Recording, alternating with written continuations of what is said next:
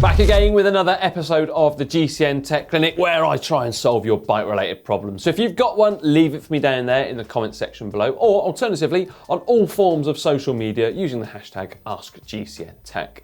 As ever, let's crack on with the first question this week, and it comes in from Garrett Bourne, who says, "Hi John, my wife has just purchased a Bianchi Via Neroni 7.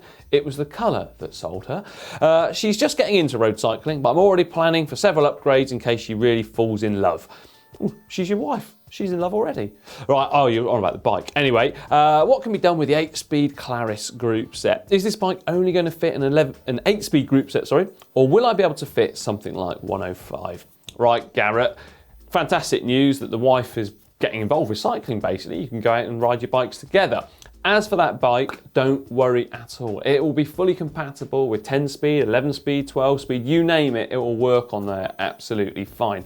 Just bear in mind though, when you start upgrading the parts, if you go for a 10 or 11 speed rear derailleur, you are going to need to get the corresponding shifters too. So whilst a 10-speed pair of shifters will work with an 11-speed rear derailleur, for instance, it's not going to be perfect because they are designed to work exactly with the right lever pulls, and the parallelogram design of the rear derailleur is designed specifically for the correct lever. So just bear that in mind.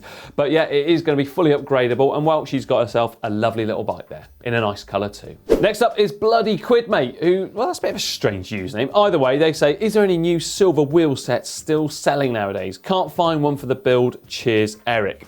Eric, right, so I know Mavic used to make a few pairs. They used to make Siriums as well as Axioms, that kind of thing. Pretty sure they don't anymore. Good news though, my friend, because British brand Hunt actually makes some. I think they're called the Sprint Aero Wide, something like that. They look wonderfully old school. They almost look like a pair of the old Campagnolo Shimals or Ventos or Zondas, that kind of era, mid-90s. Beautiful looking ones. So if you're after a pair, have a look there. I'm sure that someone else in the comments will say, yep, there is another company who do them, but that's just the first one that sprung to my mind that I know of. So yep, you can get some for your new build. Next up is Alistair Flack, who says changing down at the front from the big ring to the small ring under load is causing the chain to come off. Time for a new chain or derailleur adjustment? A quick back pedal seems to sort it, thankfully, so not a full off, or indeed a fall off. Right, Alistair, I just need to quickly just regain my thoughts, really, the actual problem here. It sounds to me like possibly you need a new chain, but also possibly you need to adjust that front derailleur. Those are the two things I'd look at first. So you could just easily check by trying to, with the chain on the big chain ring and the small sprocket at the rear, just try and pull it away from the chain ring. And if you've got loads of daylight poking through there, you're always going to get a little bit, just because you do have a little bit of movement there. But if there's loads, possibly a new chain is required because it's, well, stretched away. Alternatively, like I say, you can play around with that L adjustment screw. But what you need to consider, because here you say that when you're doing it under load, which is quite important in this question, use your legs like a clutch mechanism. So if you drive a car, a manual car, you'll know that when you change gear, you ease off the accelerator, so you ease off the gas a little bit while you're changing gear. So do the same thing with your legs. When you're changing gear, just ease off a little bit to help the chain going down rather than just mashing away in those big old gears. So just try and use that first of all, and then if that's not working, well, have a look then, see if your chain's worn or that L adjustment screw. Next up is Cleveland Beamer. It looks like an M3 in your avatar there. All right, either way, they say, "Hi GCN, I just purchased a used Zip 404 and 808 from a friend. After fitting them on my bike, did a few turns of the crank to make sure everything was smooth and felt a substantial vibration, almost like the wheel is out of balance. With deep section wheels, do I need to balance them to remove the vibration, or once I get on the road, is it something I won't even notice?" Right, Cleveland Beamer, there's been quite a bit of talk about this recently. Personally, I would ignore it. The reason being, I reckon this imbalance that you say there was when the bike was on a stand. So you had that rear wheel up to loads and loads of speed, and probably the bike supported by the seat post, and it starts to bounce a little bit. Reason being, probably where the valve is in those wheels, or the inner tubes, or your tubeless, whatever you've got fitted on there, that normally weighs quite a bit because it's quite long, and it does create a little bit of imbalance. But what you need to remember here, when you're out on the open road, any imbalance caused by your wheels, providing it's not, too much, is normally going to be absorbed by your body, and then, well, you're going to lose it from there somehow, or even, in fact, put back into your bike to make you go faster. I wouldn't worry about it because in all of my years riding, I've only ever felt this once. And I think it was because for some bizarre reason, both wheels, the valves were in exactly the same place, front and rear, and going around like this, and it was using a really lightweight pair of wheels. In fact, it was a pair of lightweight wheels from the German brand, and I had some pretty lightweight tubeless on there too, and some long extensions in there. I just wouldn't worry about it too much. In fact, I did experiment in the workshop one lunchtime here with some plasticine trying to basically eliminate the that bobbing feeling that you can get, and trying to see if you could get the wheel to rest in a neutral position rather than a high or a low spot and everything. But it doesn't really make any difference, so don't worry about it. Just go out and ride. Right, Oliver Higby is next up, and Oliver says, "Hi John, how do you remove dry tubeless sealant from a bike frame?" Looks like you probably had a bit of a blowout there, haven't you? And it's gone all over it. Right. There's a few different types of sealant used in tubeless setups, so without knowing the exact one, I can't give you a definite answer, but a few different products to try include isopropyl alcohol.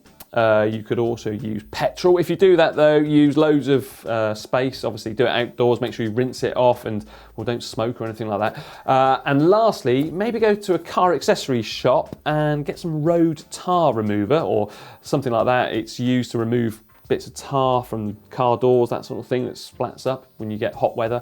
So try those things and hopefully you can get rid of it. Or there's something as well called, I think it's called goof off or gunk off, something like that. I've got that in the past. Sticky stuff remover, but just try it somewhere inconspicuous first of all to make sure it doesn't damage any paintwork. Right, next up is George Hugh. Now George says, "John, are you familiar with any Di2 setups only using buttons similar to the sprint or climbing buttons, but without having shifter handles or TT bar end shifters present? I'm using time trial brakes in the bar ends and would just like to have a simple thumb up down setup for both front and rear derailleurs."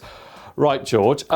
Firstly, this is from my own experience. I wouldn't recommend just having brakes in the end of the time trial bars. Quite honestly, that fills me with a little bit of fear, because if you do have to suddenly locking on in that position is going to be quite a bit more dangerous than locking on down there on the bull horns, as I like to call them, or the base bar.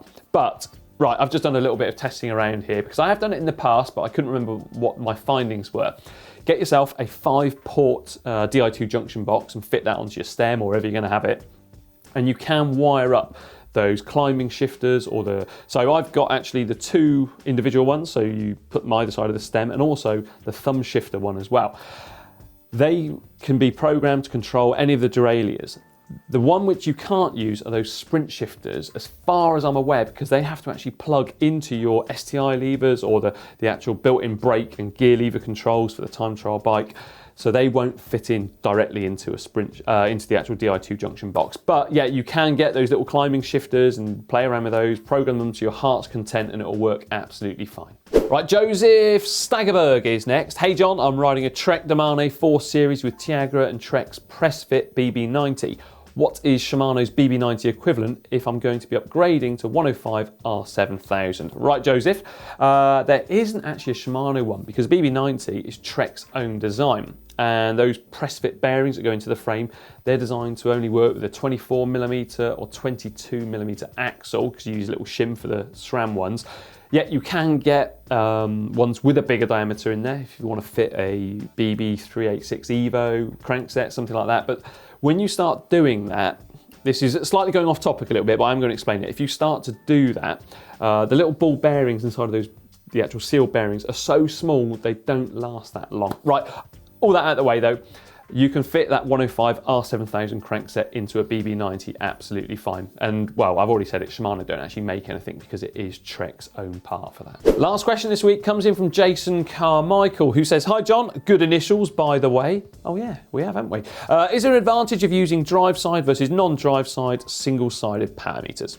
Right, Jason, not really. Single-sided power meter essentially doubles up that power reading to give you your total power reading. By having a single-sided power meter, it's not going to give you really inaccurate readings or anything like that, because most people tend to have pretty accurate split, or pretty even split, sorry, of power coming out of both legs, even if you're really dominant in one. For instance, I'm right-legged, I play football with my right leg, but when it comes to my power readings on the bike using a dual-sided power meter, well, it's less than 2% difference, so it's nothing really to worry about there. The advantage of it, for me, certainly has to be the cost, because a single-sided left-hand power meter is going to be considerably cheaper, or well, quite a bit cheaper really than a right-hand side, because you don't have the added material as well as the chain rings, meaning you can spend more money in the GCN shop. So don't forget to check out the shop at shop.globalcyclingnetwork.com. And well, also remember to like and share this video with your friends too. And don't forget, if you've got a question for me, leave it down there in the comment section or on all forms of social media using the hashtag AskGCNTech. And now for 2 more great videos, how about clicking just down here and just down here.